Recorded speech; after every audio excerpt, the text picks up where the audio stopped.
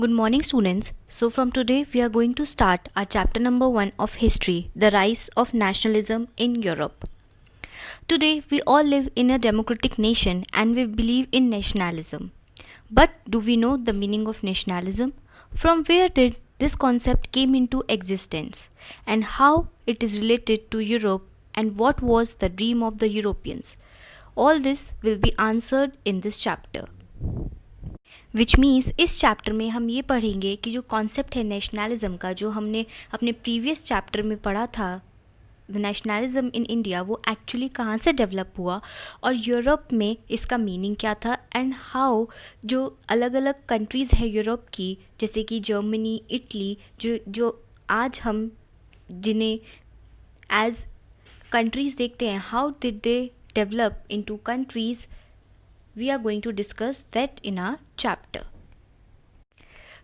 So, to begin with, we shall first discuss the painting made by Frederick Soro in 1848. Frederick Soro एक French artist थे जिन्होंने 4 prints prepare करे थे, जो कि उनका विजुअलाइजेशन था, ड्रीम थी उनकी, जिस तरह से एक वर्ल्ड बनेगा जिसमें कि सारे की सारी जो कंट्रीज़ हैं वो डेमोक्रेटिक एंड सोशल रिपब्लिक होंगे. The painting which we are going to discuss is one of the 4 prints made by Sorrieu. ये जो पेंटिंग है, it shows men and women from different ages and social group marching in a long queue and giving honor to the Statue of Liberty. जो Statue of Liberty है, it is actually a female figure जिसकी एक हाथ में enlightenment की torch है और दूसरे हैंड में है charter of men's right, which means the democratic rights. Sorrow has shown shattered remain of absolutist institution on the ground. Ground पे आप देखोगे, आपको जो इमेज है उसमें आपको क्राउन दिखेगा, which is actually the shattering of the absolutist regime. Absolutist regime मतलब एक ऐसी गवर्नमेंट जिसमें जो पावर होती है वो एक पर्सन के हाथ में होती है, सारी की सारी पावर, और जो लोग हैं दे हैव नो से against that person. So that is the absolutist power. जो सोरो की ड्रीम है, ये उनका एक यूटोपिक विजन है. यूटोपिया का मतलब होता है एक ऐसी सोसाइटी जो कि बहुत आइडल है और जो एक्चुअली में कभी भी एग्जिस्ट नहीं कर सकती. So, in his painting, he has described a group of people from different nations walking together towards Statue of Liberty.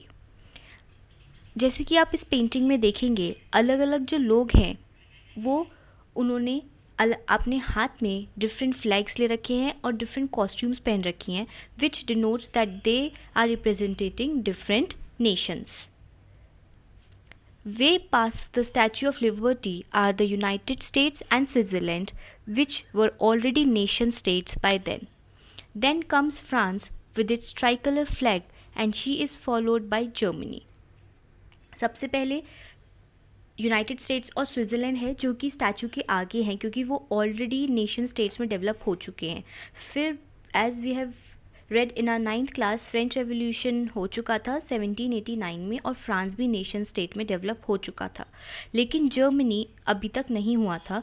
सो ये क्योंकि ये सोरो की ड्रीम है तो इसलिए उसमें इन्होंने जितने भी सारे नेशन स्टेट्स ही wanted to build in Europe, उन्होंने इन सबको इस मार्च में दिखाया है. So the countries include Germany, Austria, 2 Sicilies, Lombard, Poland, England, Ireland, Hungary and Russia.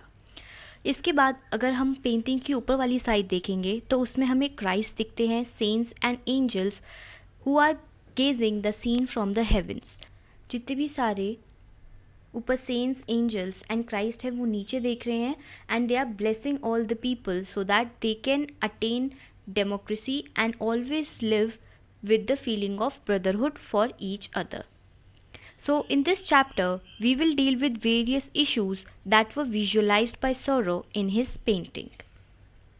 During the 19th century, nationalism grew as a strong force that brought various political changes in Europe. Nationalism की feeling 19th century में बहुत ज़्यादा बढ़ रही थी पूरे Europe में और इसका रिजल्ट था formation of various nation states in place of multinational dynastic empires. जितने भी पहले वहाँ पे, जैसे कि हमने फ्रेंच रेवोल्यूशन में देखा था कि how the monarchy was replaced by a republic, similarly all the nation states where there were rulers or there were kings, they were being replaced by democratic and republic governments. So we shall discuss all these things in our chapter.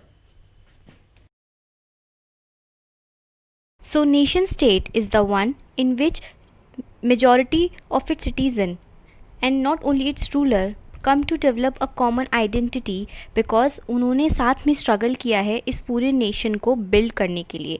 So therefore it is called a nation state, जहाँ पे लोग एक दूसरे से connect कर पाते हैं because they have struggled together, they share a history together. It was France where the concept of nationalism came into existence for the first time with the French Revolution in 1789. Before this, France was a territorial state जहाँ पर कि एक monarch और king rule करता था. The king had absolute power over all the citizens. The French Revolution brought the concept of nation and nationalism in France. The political and constitutional changes that came in the wake of French Revolution led to the transfer of sovereignty from the monarchy to a body of French citizens. The main aim of the French Revolution was to form a nation where there will be a united community enjoying equal rights under a constitution. French Revolutionary ने काफ़ी सारे measures and practices introduce किए थे जिससे कि हर French citizen को ये महसूस हो that they have a common identity and they all have equal rights and they are the French citizens. The ideas of La Patrie, the fatherland, and Les Citoyens, the citizen, emphasized the notion of a united community enjoying equal rights under a constitution.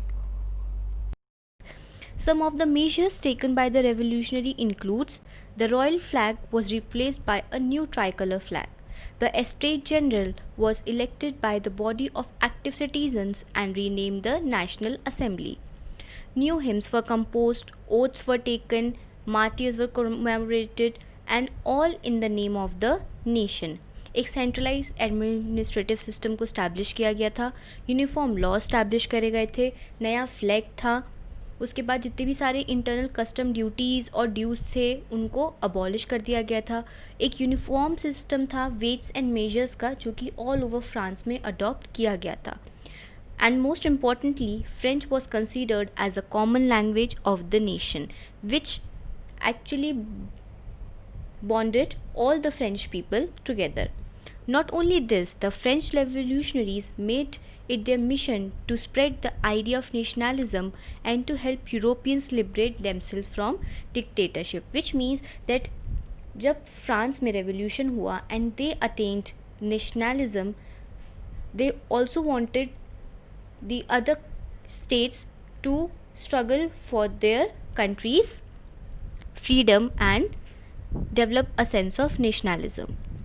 Soon the news about French Revolution spread to cities of Europe. Students and other members of educated middle class began setting up Jacobin clubs. Jacobins कौन थे? Revolutionary थे जिन्होंने कि Republic establish किया था bye ending the Kings rule in France. तो उन्होंने campaigns करे और अलग अलग जगह पे अलग अलग क्लब फॉर्म होने शुरू हो गए outside the France also as they took the inspiration from the Jacobins clubs. These included Holland, Belgium, Switzerland and much of Italy in 1790s. But after that there was change in France with the rule of Napoleon. Napoleon was a French statesman and military leader who came to power in France. He led many successful campaigns during French Revolutionary Wars and was able to conquer vast part of Europe. Napoleon ने काफ़ी सारे reforms introduce करे जब उसने France का control किया. But सबसे important चीज़ जो ध्यान रखनी है वो ये है कि नेपोलियन का जो रूल था उसने फिर से जो डेमोक्रेसी लोगों ने एक्चुअली में गेन करी थी after defeating the monarchy, he has again established a dictator regime. लेकिन नेपोलियन ने काफ़ी सारे रेवोल्यूशनरी चेंजेस लाए थे फ्रांस में. One of the most important reform introduced by him was the introduction of Civil Code of 1804 or Napoleonic Code. The features of the Napoleonic Code include equality before the law was established, कि हर कोई law के सामने हर कोई equal है। जो पूरा feudal system है उसको अबॉलिश कर दिया गया था। राइट टू प्रॉपर्टी इंट्रोड्यूस करी गई थी। जितने भी सारे प्रिविलेजेस थे जो कि फर्स्ट 2 एस्टेट्स को मिलते थे because they were born in those estates, वो सब अबॉलिश कर दिए गए थे। सर्वडम और मेनोरल ड्यूज को अबॉलिश कर दिया गया था and transport and communication system को बहुत इम्प्रूव किया गया था। और जो नेपोलियनिक कोड है ये इंट्रोड्यूस किया गया था Dutch Republic, Switzerland, Italy and Germany. Peasants, artisans, workers and new businessmen were happy with the new found freedom because Napoleon की वजह से हर जगह यूनिफॉर्म लॉज थे, स्टैंडर्डाइज वेट्स एंड मेजर थे, नेशनल करेंसी इस्टेब्लिश की गई थी जिसने कि बिजनेसमैन और स्मॉल स्केल प्रोड्यूसर्स को अपना ट्रेड करने में बहुत ज़्यादा हेल्प करी थी एक रीजन से दूसरे रीजन में, क्योंकि नेपोलियन ने काफ़ी सारा यूरोप का पार्ट कॉन्कर कर लिया था। लेकिन in the beginning it all seem good. French armies were welcomed in many places such as Holland, Switzerland, Brussels, Warsaw, etc. But soon they turned hostile towards them as the French armies were oppressing them. धीरे धीरे initially जहाँ जहाँ Napoleonic code था they were happy because of the changes, लेकिन slowly the French army started to oppress the people of the different states. And it was because the taxation was increased and there was censorship. Censorship means nobody could express their views or publish anything against the ruler.